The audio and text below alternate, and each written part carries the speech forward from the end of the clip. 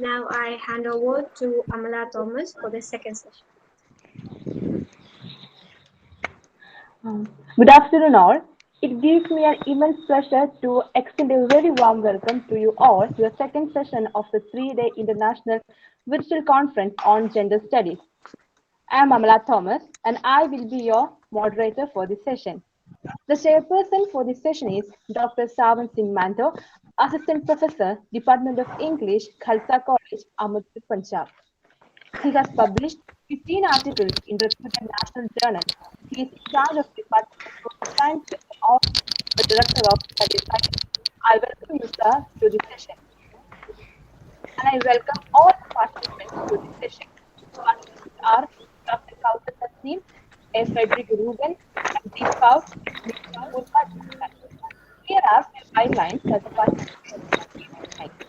Participants are requested to keep the time limit of 10 to 12 minutes for their paper presentation. Q&A session will be conducted after the participants have presented their paper. Participants are requested to post their questions in the chat. Over to you, sir.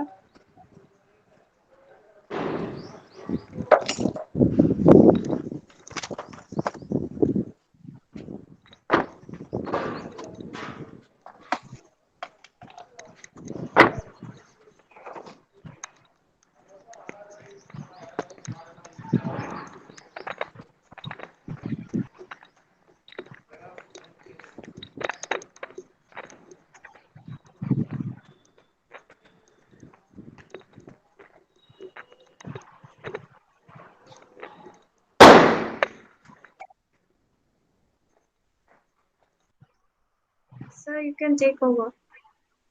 Okay. So thank you very much. Thank you, ma'am. So I welcome you to technical session 2 on day 1 of this conference, and I'm very thankful to all the organizers for giving me this chance to chair this technical session. We have a total of 4 participants in this session, and without wasting any time, I would request Dr. Kaushar Tasneem, Assistant Professor, History of Department of History, Jamshedpur. Are you there, ma'am? Yes, sir. Am I audible, Okay, sir? yes. So the title of her paper is Feminist Perspectives on Women, Violence and Marginalization. So already in the last session, if you were there, Dr. Gauri talked about marginalization, especially in the last paper. So I hope we will have a few more ideas from Dr. Tasneem, and I now request her to begin with her presentation. Very good afternoon to the chairperson, Dr. Savan Singh Mahato, other dignitaries of the session, and fellow paper presenters. Let me begin with congratulating Bishop Curiel Cherry College for Women and Cape Comorin Trust for organizing this wonderful 3-day international conference on gender studies. Gender plays a major role in shaping basic functions of society and roles of society. The topic of my paper is entitled as Feminist Perspectives on Women, Marginalization.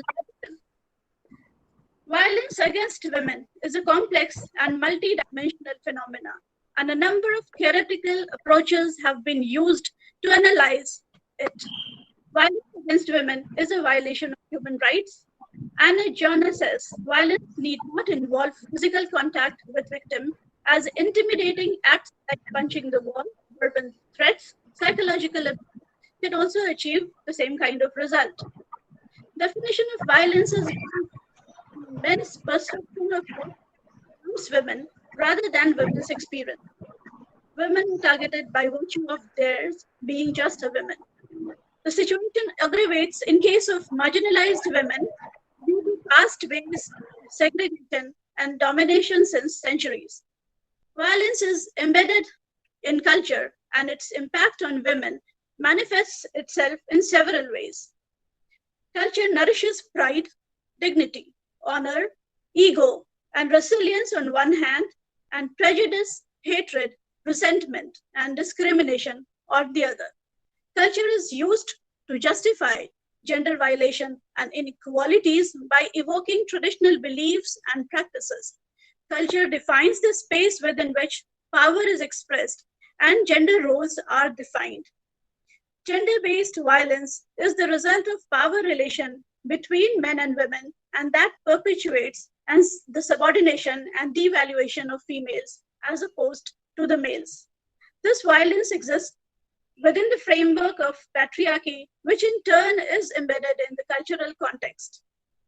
Dalits enable the purity of the upper caste society, and in the process, they become impure.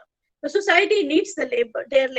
Their work is valued, and it makes them indispensable to the social life. Yet, in the realm of culture, they occupy the peripheries. Jodhkar sees caste as a system that institutionalizes humiliation as a social and cultural practice. The mainstream narrative of violence at the intersection of gender and caste presents a demonic picture. Chronicling the stories of violence at the intersectionality of caste and gender brings forth the multi-layered nature of oppression. Gender and caste intersectionality is embedded in Indian culture since ages. Men are socialized to be violent, particularly towards women. Prejudices, customs, and traditions keep women bounded. In a society which has deep patriarchal traditions, stories of obedient, faithful, and subservient wives are filled into the very fabric of the society. Women are at the risk of violence, physical or psychological. These may manifest itself in different ways: feticide, dowry, sexual abuse, acid attacks, human trafficking, etc. Violence against women is the consequence of inequalities in the power distribution between men and women within the society. Violent practices are embedded in the culture, and violent practices against women are often recognized and defended as strands of the cultural weave. Justification for violence stems from gender norms, distorted views about roles and responsibilities of men and women in relationship. Sylvia Valby says, patriarchy is a system of social structures and practices in which men dominate, oppress, and exploit women.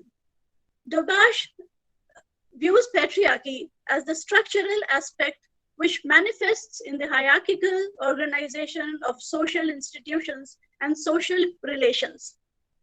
Nayengar commented that if a man cannot establish his authority intellectually or economically, he would tend to do it physically.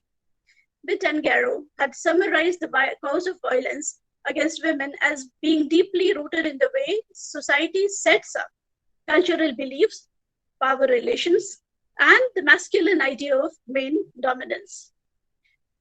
Saran gave another cause which she regarded as a myth. She expressed that a woman's dress and behavior can invite violence in the form of rape. This myth, according to her, places the blame for the act on the women and views men as unable to control themselves. Human Rights Watch, chronicling the role of Khap Panchayats, mostly represent the caste dimension in incidents of gender-based violence. Khap Panchayats or caste-based councils serve as an extrajudicial authority that assign harsh punishment to women, particularly those belonging to the scheduled caste communities in caste-based conflict. They are often responsible for issuing verdicts regarding the punishment of individuals who engage in inter-caste relationship. According to the 2017 Human Rights Watch report, Khap Panchayats often deny or refuse to acknowledge instances of rape, claiming that families frame consensual sex as rape for the purpose of extracting compensation. Violence against women is a global phenomenon.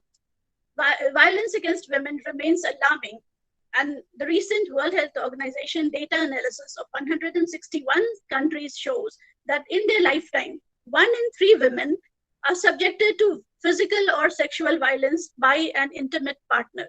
Around 650 million women are alive today, were married before the age of 18, and 1 in 3 got married before the age of 15.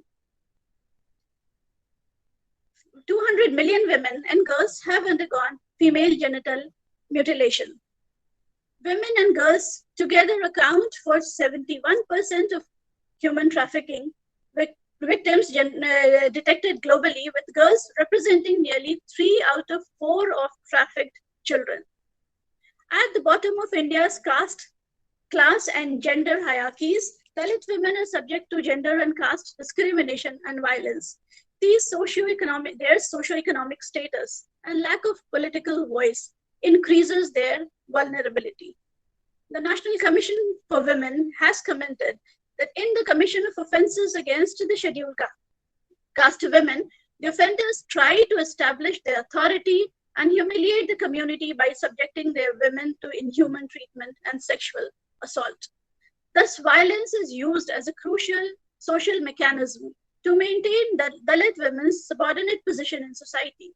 This situation exists in India today despite constitutional guarantees of non-discrimination on the basis of caste and gender, as given in Section 1 of Article 15, the right to life and security, Article 21, and the constitutional directive to specially protect Dalits from social injustice of all forms. Women belonging to the marginalized community are accessible both in public and private space. The sight of violence exposes their vulnerability and collective humiliation. The nature of violence committed against them indicates both their specific vulnerability outside the home as well as element of combined individual and collective community punishment meted out through particular public physical assault and verbal abuse. A research conducted by the NGOs Bharatiya Stree Shakti, sponsored by the National Commission of Women and Children, says subordinate position of Indian women is due to their illiteracy and the cultural barriers. The unfriendly process of law has kept most distressed women away from the law courts. Victimized women have various experiences with the national criminal justice system. They cannot always depend on the criminal justice system for either protection or rehabilitation. In terms of combating violence against women, there often exists gaps and ambiguities in the laws criminalizing violence. Laws tend to be piecemeal, focusing on specific forms of violence rather than dealing comprehensively with all forms of violence against women. When the law is in place, there is often weak law enforcement. The Bharatiya Stree Shakti report further says that breaking the cycle of abuse will require concerted collaboration and action between the governmental and the non-governmental actors like the educators, healthcare authorities, legislators, judiciary, and the mass media. It is not easy to eradicate deep-seated cultural value or alter traditions that perpetuates discrimination. Gender violence is a violation of human rights that needs to be combated more strongly by both women and men who believe in justice for all, irrespective of their caste, class, racial, religious, and ethnic background. It is a mammoth task. Karma Mela, the son of the celebrated poet Chokha Mela, who was a Mahar, questions the creator about the divine origin of the caste system.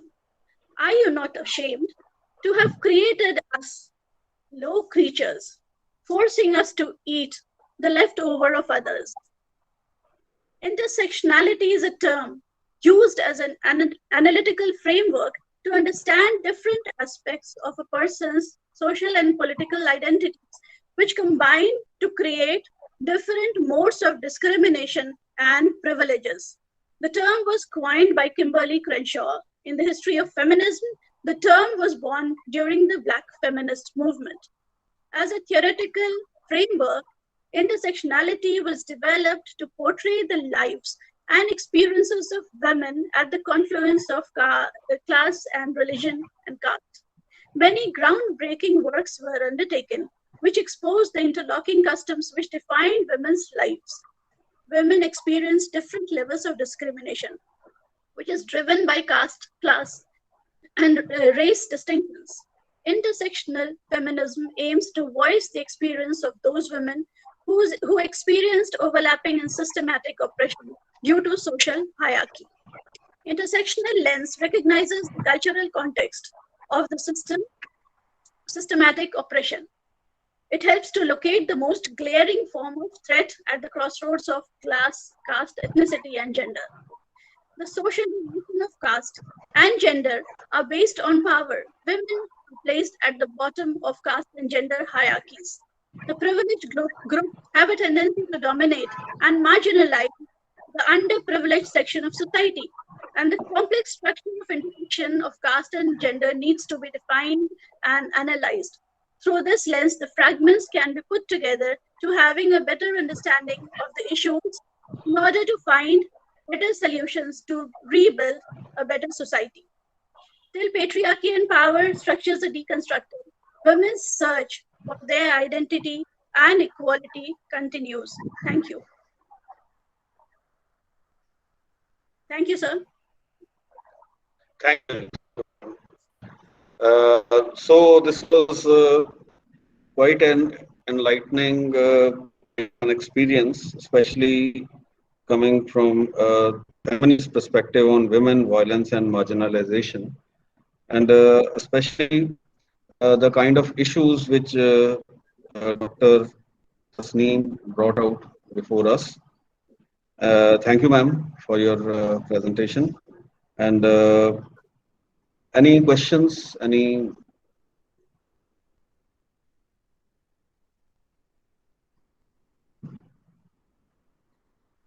Okay, so Madam Dr. Tasneem, I would definitely like to just give my idea about the whole thing. And what I would like to know is, since I think infinity, we have been facing these issues, especially the women-related issues, and there have been countless number of discussions on this, countless number of seminars and webinars, and so many conferences. Everything is there, but what do you think is this problem of violence and marginalization of women? Is there any chance of an improvement despite education, despite development, in spite of all those things? What concrete measure can you suggest by which I think this thing can stop, or is it something which we will have to live with? Yes, sir. The thing is that women who are working till many women reach decision-making bodies in the parliaments where they have a say, in places, in boardrooms. I think till when there will be more people involved in decision-making bodies in the law, in the places where laws are made, they can some substantial changes can occur. Another thing is that at the personal level, it is the duty of each and every woman, each and every mother, to especially teach their boys to respect women.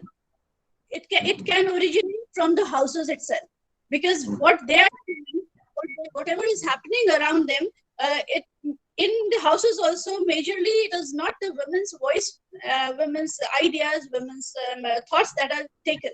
So at the personal level, it can originate from the house.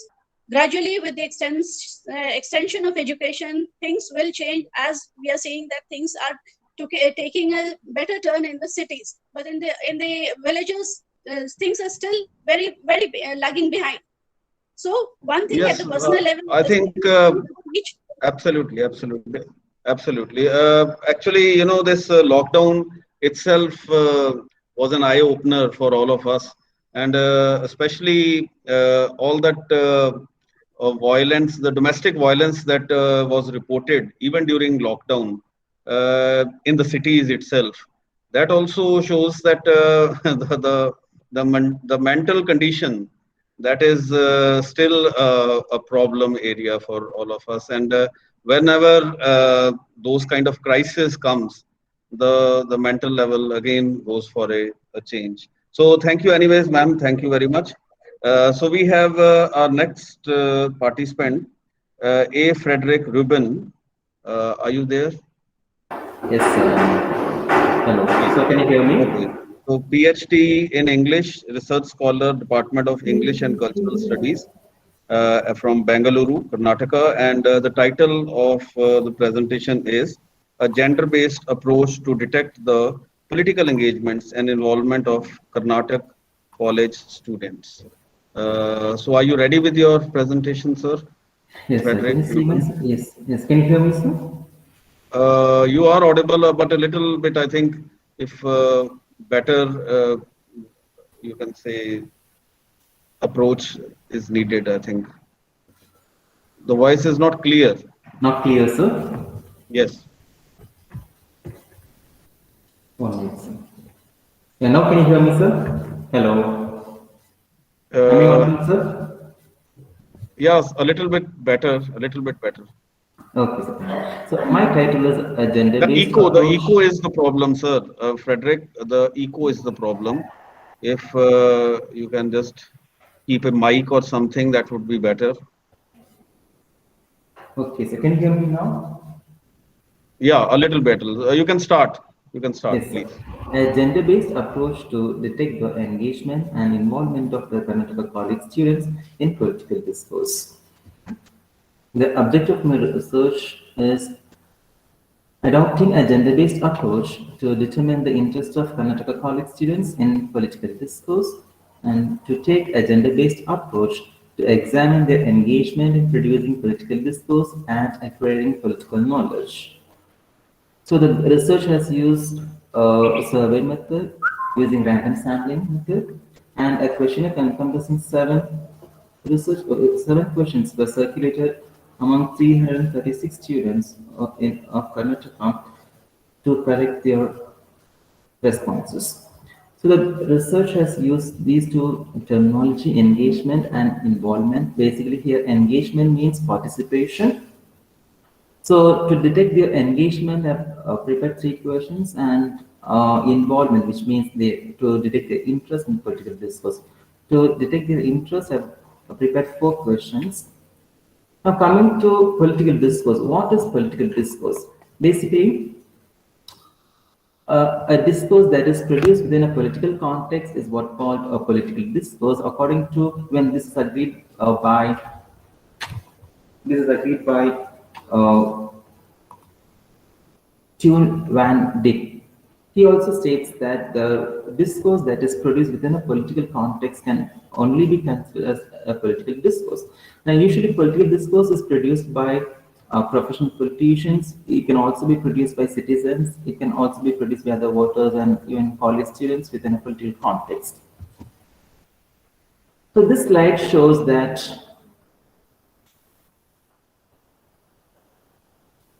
the question number 1 and 3 of the research, how the student responded to the question 1 and 3. The first question was, does political discourse interest you? So the first question given to the students, and in that we find a 43.5% of the boys have agreed that they are so interested in political discourse, and 24.1% of the girls have said that they are interested.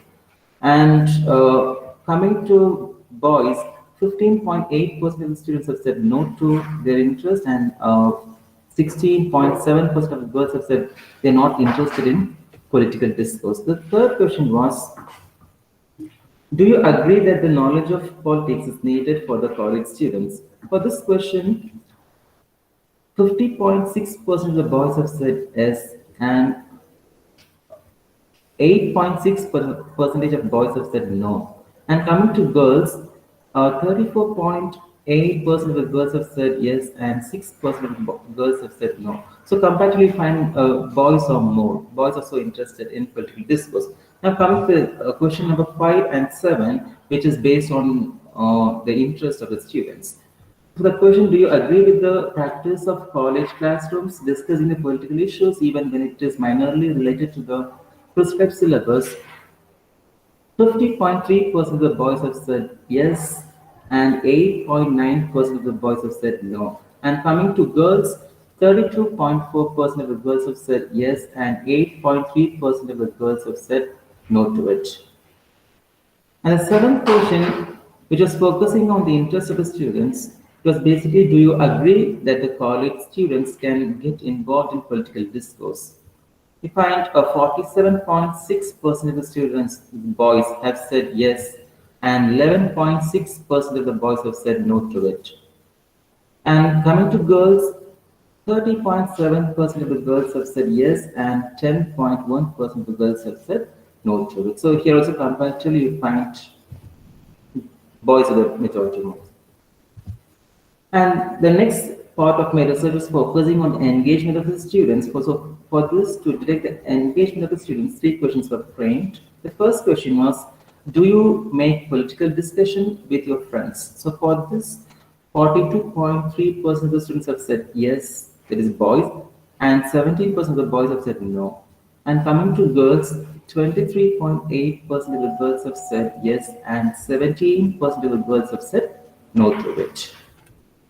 And then the next question was, do you agree that the college students should read newspapers and watch TV news channels daily to acquire political knowledge? So this was the 4th question placed in front of them. For this, 49.7% of the boys have said yes, and 9.8% of the boys have said no. Coming to girls, the 35.7% of the girls have agreed yes, and 5.1 have disagreed. So the 6th question, which was basically focusing on the engagement of students in political discourse, here we find a 48.5% of the students, that is boys, were agreeing for this. So the question was basically, is it required to give space for the college students to take part in the live political debates conducted by the TV channels? So for this question, 48.5% of the boys have said yes, and 10.7% of the boys have said no. And coming to girls, 34.2% of the students have said yes, and 6.5% of the students have said no. So this is a comprehensive slide of my research. Here the chart 8 and chart 9 sheds light on the comprehensive result of the present study. So chart 8 shows the result of the boys and girls interest in political discourse, and chart 9 it sheds light on the engagement of boys and girls in political discourse. So looking at chart 9, we can figure out that 81% of the boys are interested in political discourse, and 18.9% are not interested. And coming to girls, 74.8% of the girls are interested in political discourse, and 25.2% are not. So comparatively, you can say that boys are more interested in political discourse. Now coming to the next chart, that is chart 9, it shows the engagement of the students, both boys and girls. Here also you find 79% of the boys are interested or they are engaged with this political discourse, whereas 21 are not. And coming to girls, 76.6 are engaged and 23.4 are not engaged, and they are not interested also. So overall, I can conclude here that boys are more interested in producing political discourse. They are more interested in acquiring political knowledge, and also they are so interested in engaging themselves with these political activities comparing with girls. So here girls are a bit lagging behind, you can say. So that's all. Thank you all. Thank you, Frederick. This was a very well presented presentation, and also I think the empirical data that you collected and how you presented it. I think it was very, very, very impressive. Thank you, sir. Any questions from the participants?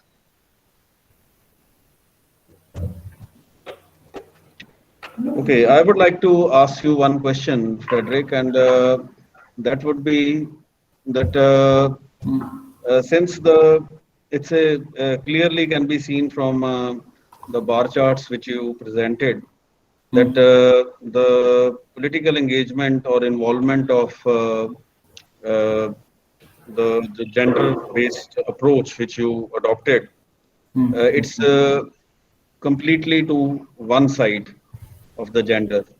So since everyone talks about more women participation in the political as well as in the legislation, uh, can you think of any way by which this can be promoted? This can be promoted by introducing topics related to politics into the curriculum. So Okay. basically, we found that the researchers found has that girls are less interested. So first, we need to work on their interest, how to motivate them and get interested with this particular topic. So by that, slowly they can move further. So basically, being teachers, we can try instilling this interest into this women community, girls. So that might. And I also think that there is a need for more issues related to women to be brought to the forefront, where they can talk. You know, the problem is that since they are not indulging in a communication, the lack of communication is also one of the problems. Do you think so? I don't think so. Lack of communication. I feel lack of making political discourse. So they don't make much of Absolutely. yes. Yeah, yeah, Lack of making absolutely, political absolutely. discourse and political discussion involvement. So these are things they lack actually. So if we can motivate them in that aspect, maybe we can see a change in this state, the data that is presented. Okay. So thank you very much, Frederick. And we to the Welcome, third sir. participant. Thank you, thank you.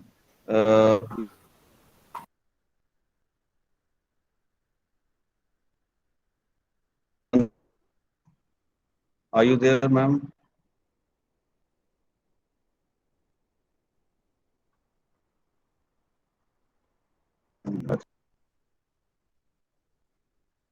Purva Jindal.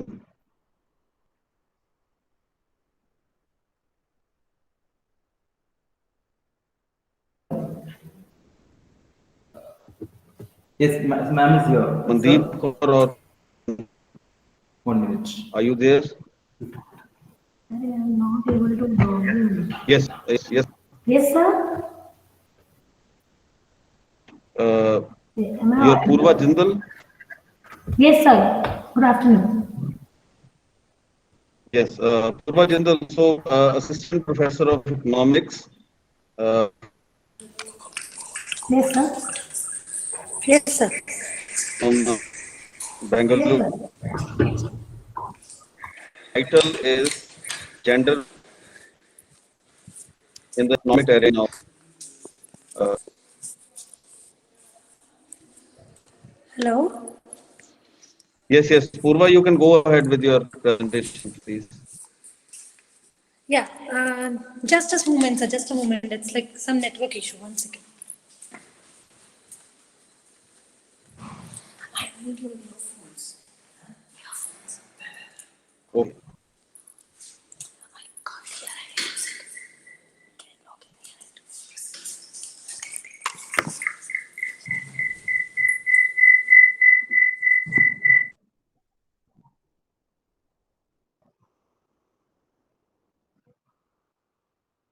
Okay, so Mandeep, are you also there, Mandeep? Yes, Or sir. Sir, am I audible now?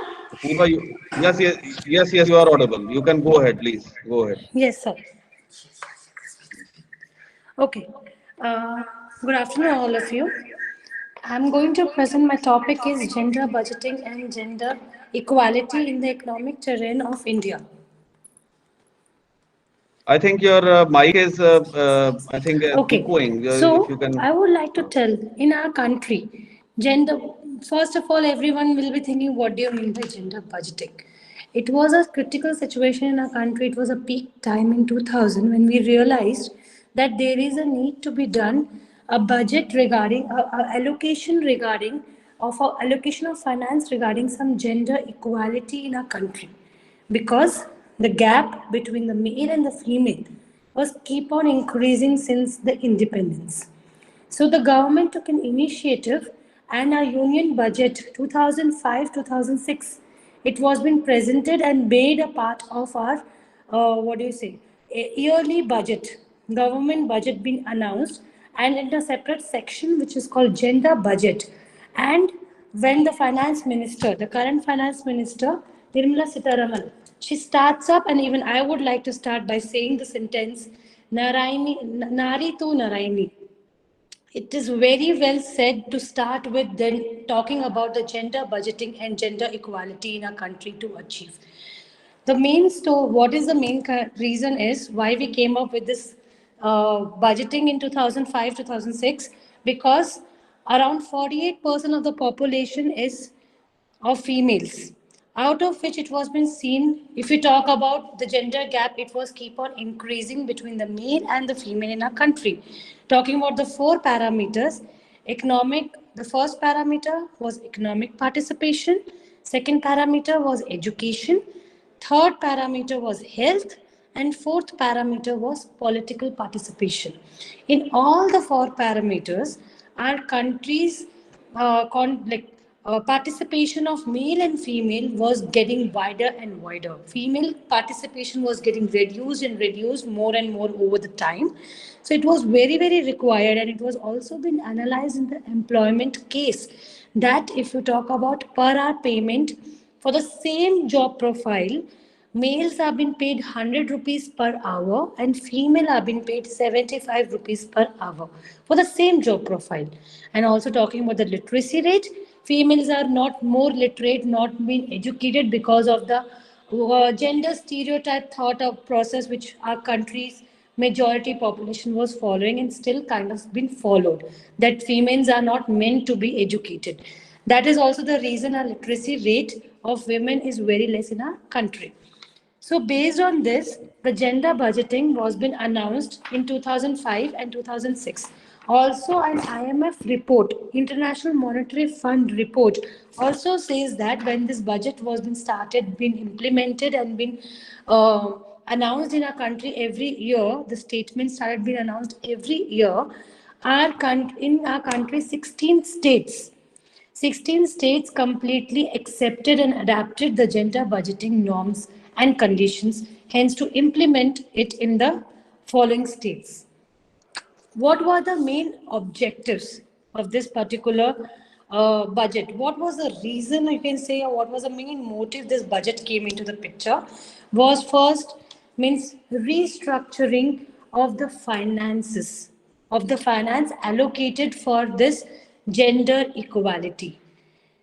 That was the main concern, to restructure how this financing has been done and how this financing, whether it's been utilized or not. Restructuring, then it was reducing the gender inequality, which is still the main concern in our country, because not much importance, or the norms have been made, rules have been made, but it's not been implemented as of now 100%. That is also the reason the inequality still exists in our country. Also, the implementation and involvement of policies, fiscal policies regarding the gender, but gender equality is very, very important in our country. Many policies have been introduced, and being an economist, we also analyze what are the schemes and ministries taking care of all these things. Going it ahead, there are components when we talk about gender budgeting, which is also known as gender sensitive budget, GSB, the short form of it. There are three components of this budget. Earlier there was no components, but later on down the years 2010, the components were three components of this gender budgeting. The first component of the gender budgeting is socialization, socially integrated expenditure on women and girls. This was the first component of this particular uh, gender budgeting, and in which 100% fund allocation was being done in this component. The second component is pro-women allocation. This accounts around 30% of the allocation of funds. Minimum 30% of allocation of funds are to be made in this component. The next third component of gender budgeting is um, the third component of this is residual of public expenditure to be utilized. Means there has been seen whatever the amount from the whole budget which has been announced every year in February in our country, government budget, a portion of some portion of the government budget goes into the gender budgeting category. And it has been observed that out of that 100% of the funds being allocated for the gender budgeting, only 30% is being utilized. 70% is still residual left in the total expenditure, which is very, very important that we really need to implement our residuals in the public expenditure or total expenditure account, which we are allocating every year in our budget. These were the three main components talking about gender budgeting, which we have to focus, and it's been done in our country. Now, talking according to the trends, what I have seen being an economist, what I have seen the trends in this scenario, in this pandemic in our country. What was the scenario? If you talk about since, because the first gender budget was been announced in 2005, 2006. So it has been seen only since 2005-6 till now, which is 2020, only 1% of the GDP is being contributed. GDP means in the full form is gross domestic product. Only 1% has always been contributed from the GDP to the gender budgeting. But it actually raised in 2020-21, the previous year, it increased more than a percent, more than 1%. But in the current year, 2021 and 2022, the accounting year, again when it was been announced, it has reduced and come down to 0.7% of the GDP. This is a very, very important thing to be noticed. We really need to contribute more for this particular sector to equality to achieve in our country. Also, it's been seen, also the trend has been seen that total expenditure since 2005 till 2022, the out of the total expenditure, total public expenditure, always it has been constant 5% contribution to gender budgeting. Only 5%. It has never increased more than 5%. Yes, again, in 2021, which was the previous year, it did increase from 5% to 5.6%. But in the current financial year, it has come down to 4.4%, which is very, very bad scenario for our country. It has also, what I've also observed, that since 2005 till now, the gender budget is very nice, which we are preparing. The schemes and the ministry has been allocated for implementing the various policies being formulated to avoid inequality in the country. But it has always been concentrated. It has never been dynamic. This is one of the drawbacks which I've noticed in this. Why concentrated? Because this is always around the 5 ministries and few schemes only revolved. So it's very important to focus on that as well. Also talking ahead, there are five ministries which have been majority 90% of the funding goes in these 5 ministries. The first one is rural development, second is agriculture, third is human resource development. That is talking about the education sector for the female more, and the fourth is health and family development, and the fifth ministry was um, of child and women empowerment. These are the 5 ministries which accounts more than 90% of the fund allocation, and since 2005 till now, Only these 5 ministries are working properly, and majority of the funds are going in these ministries. But in 2021-2022, which is the current financial year, it has gone reduced from 90% to 87% of allocation of funds in these 5 ministries. Now, talking about the schemes. The schemes are again, there were main schemes. There are few schemes which are very, very important and playing a very big role in our country. The first scheme is Prime Minister Awas Yojana. This is a very, very huge startup by our PM Modi, which has got a very good response and outcome of this particular scheme. The second was Samagri Siksha means education, providing literacy rates, school education and graduation education, higher education is very, very much being taken care. Also, ahead, new schemes have been introduced, which is like National Rural Livelihood Development.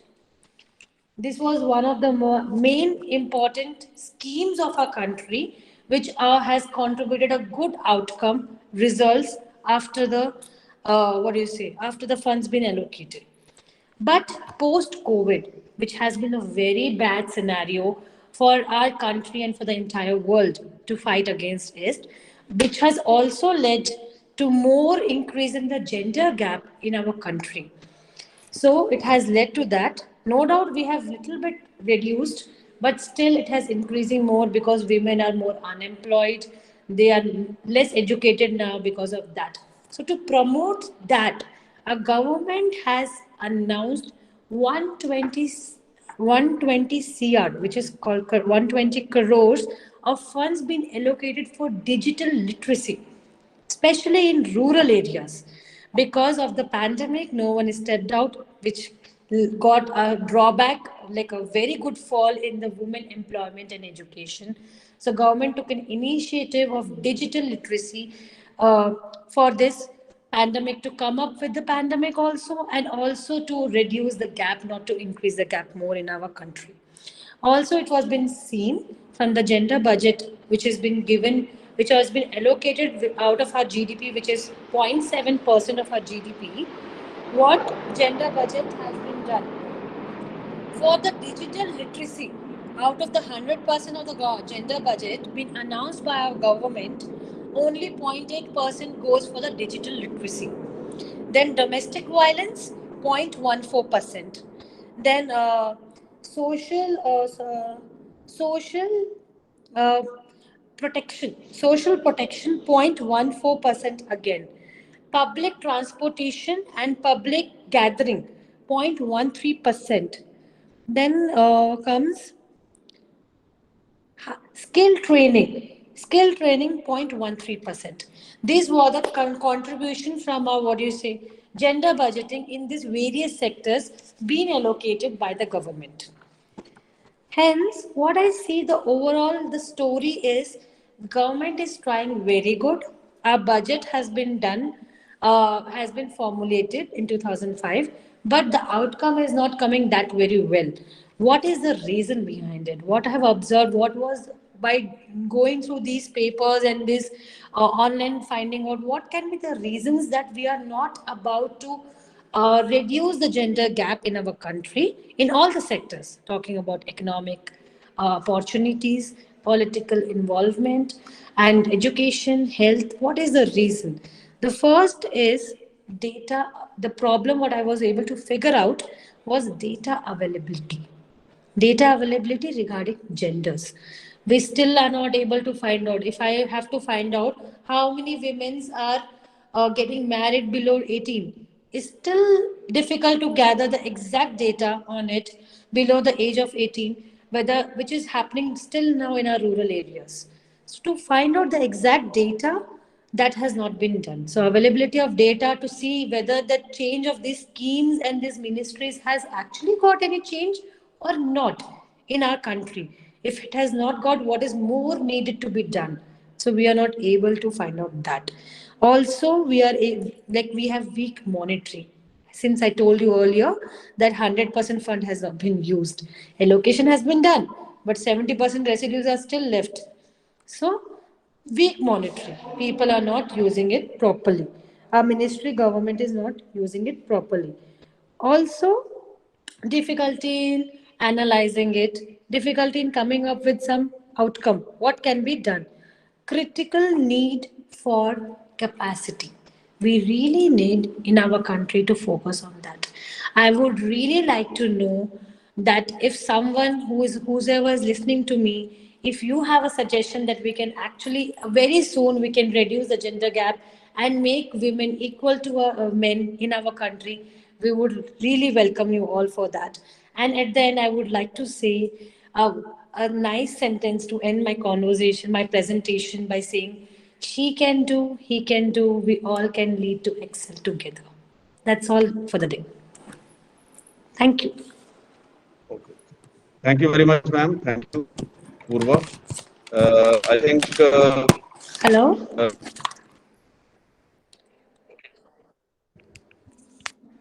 gender budgeting,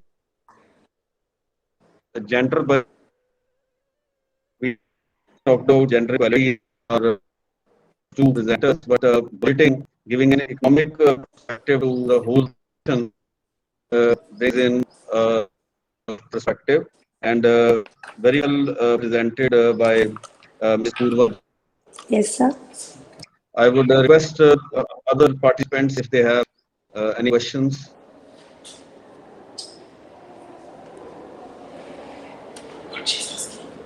Okay, Purva, Yes, sir. one question from my side. Yes, sir. Gender budgeting. Yes, sir. Since I am not a student of economics, this is just for my curiosity. Yes, Is sir. there any particular section in our general budget where they talk about this gender budgeting, or it's just there is no section, there is no particular, part of the budget which talks about this? Yes, sir. It's actually a part of our budget. Earlier, it was never been spoken, but since Okay. 2005 and 6, every year Mhm. in our government budget, it has been spoken. That's how our finance minister, when she talks about gender budgeting, she starts with this sentence which I told in my presentation, Nari to Naraini. And then she talks Okay. about what is the allocation of budget for finance has been done in this sector for Okay. reducing the gender inequality in our country. Mhm. And also the So, statement has been also been started been releasing since 2005-6. okay. So, has it in just one or two lines? I would Yes, sir. like an answer. Uh, is it has it really helped the That's what I this? told, sir. The government is trying to the way I have presented. Many ministries are there. Only five, Okay. six ministries have been focusing in this category. Schemes are also main five, Oh six yeah, will I be. talked about that. Yes. Yes. Okay. Yes, but the main story is at the end, its proper allocation of funds is not being done. 100% of funds Mhm. allocation is not been done. That is what is the Okay. drawback and the problem. Okay. And also the Okay. data collecting what exactly is the problem. We are not able to Mhm. get the data in any sector properly. They're talking about health Okay. sector, no. Political, no. Okay. So the main is Thank also. you, Purva. It was very enlightening. So, especially Thank for you, sir. a person like me who is not into economics, thank you very much. So, do we Thank have you. Mandeep Kaur still, the one participant we are left with? Is she there?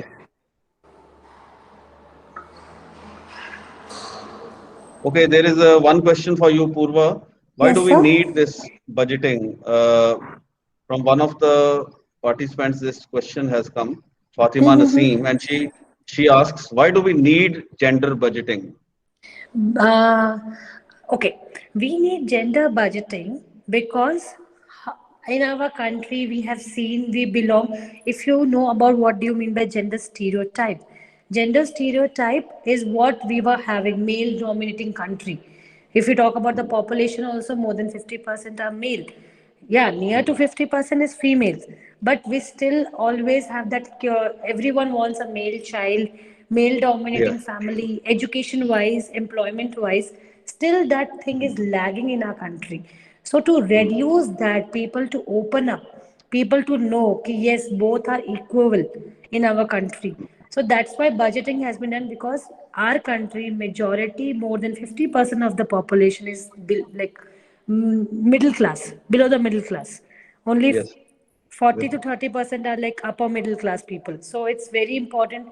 Uneducated also many are there. So it's very important. That's why the main schemes and ministries are for focusing on rural areas, so that people have open up. They still Absolutely. lag behind of the basic knowledge. So it's very important that education has to be Okay. focused more, so that girls are being given equal privileges than male in our country. Okay. Thank you. I hope this would satisfy Fatima's curiosity. And thank you very much. I think one of our participants is not there. So it's over to the organizers. I again thank the organizers for giving me a chance to be here among these scholars and getting to know so much about, of course, the issue were gender based, but getting to know something new, something gender budgeting, like I think many of us may not be knowing this term itself. So that is very interesting. So it's back to our organizers, and thank you very much, all of you. Thank you so much, sir. Have a nice day.